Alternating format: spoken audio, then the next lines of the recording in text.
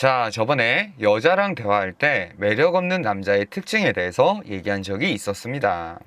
이번엔 후속으로 여자 편을 한번 얘기를 해볼 건데, 이건 좀 주관적이긴 해요. 그리고 제가 지금 생각하기에는 이 나이대에 따라서 좀 달라질 것 같은데, 오늘 제가 이 얘기를 드릴 만한 타겟층은요, 20대 후반이 넘어가는 분들을 기준으로 제가 한번 삼아서 얘기를 해보도록 하겠습니다. 보편적으로는 한 요 정도 나이 전후로는 뭐 연애에 대한 가치관이 확립이 되었다기에는 아직 경험이 미숙한 부분들이 존재를 하고, 주변 환경에 대한 영향을 이 20대 후반이 넘어가는 분들에 비해서는 비교적 좀 풍부하게 받기 때문에 해석의 차이가 존재할 수 있다고 보고, 오늘은 20대 후반이 넘어가는 대상을 상대로 얘기를 해보도록 하겠습니다. 제가 강조하고 싶은 것은 이 사회성에 대해서 강조를 좀 하고 싶어요.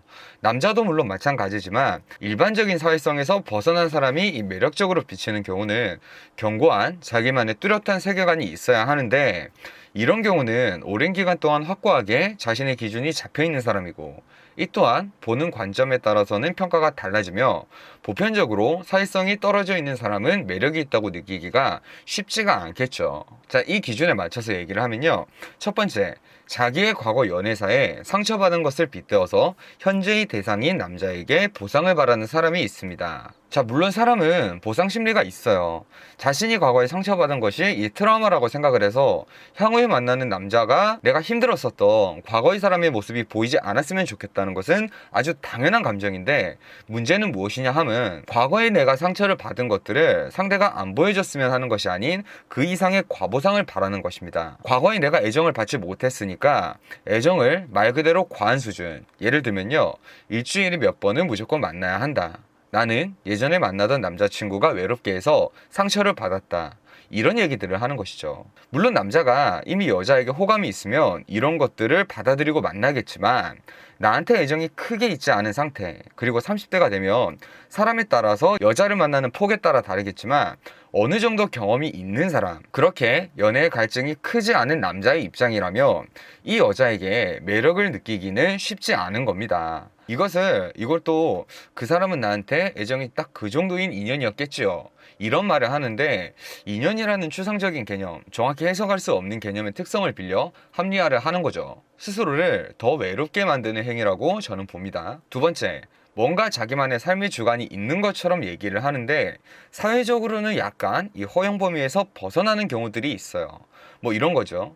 대표적으로 소비에 대한 얘기를 할 때, 여자가 어느 정도 나이가 찼으면 그렇게 큰 돈은 아니더라도 적어도 자기가 계획하는, 뭐 예를 들어 결혼을 원한다면 뭐 기본적인 혼수 비용, 이런 것들도 준비가 되어 있지 않은 상태에서 상대에게 얘기를 할 때, 자기는 뭐 언제 죽을 줄 모르는데 뭐 돈을 막 저축하는 것보다는 좀 쓰는 게 낫다, 그래서 나는 돈을 막 쓰는 것이다, 나는 저축을 안 하는 것이다, 이런 식의 언제 죽을지 모른다라는 일어나기 어려운 극단적인 사례를 근거로 자신의 소비 습관을 합리화를 하는 것이죠. 물론 사람마다 행복감은 다르기 때문에 소비에 대해서 남이 뭐 왈가왈부할 것은 아니지만, 오늘의 주제인 매력 없어 보인다는 것에는 해당하는 부분이라고 봅니다. 비단 경제적인 것 말고도 다양합니다. 자, 세 번째, 대화 중에 공감을 표시하는 것이 결여되어 있습니다.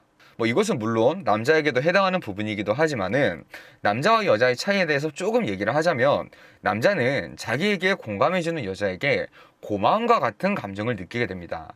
그 고마움에 힘입어 그런 감정과 과정을 통해서 여자에게 호감이 생기고 매력을 느끼게 되는 거죠. 자, 그런데 이 매력 없는 여자들의 경우에는요, 일반적으로 타인을 돌보는 그 정도가, 그 사회성이 일반적인 기준에 비해서 떨어져 있어요. 그러다 보니까 모든 대화의 중심이 자기인 것이죠. 그래서 자기가 관심이 없는 얘기거나 흥미를 느끼지 못하면 뭐 거의 반응이 없고, 뭐 상당히 표면적인 반응을 보여주게 됩니다.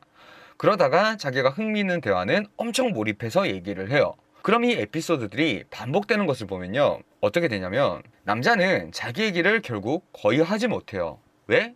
이 여자가 내 얘기에는 집중을 하지 않으니까, 대화가 심화가 되지 않으니까.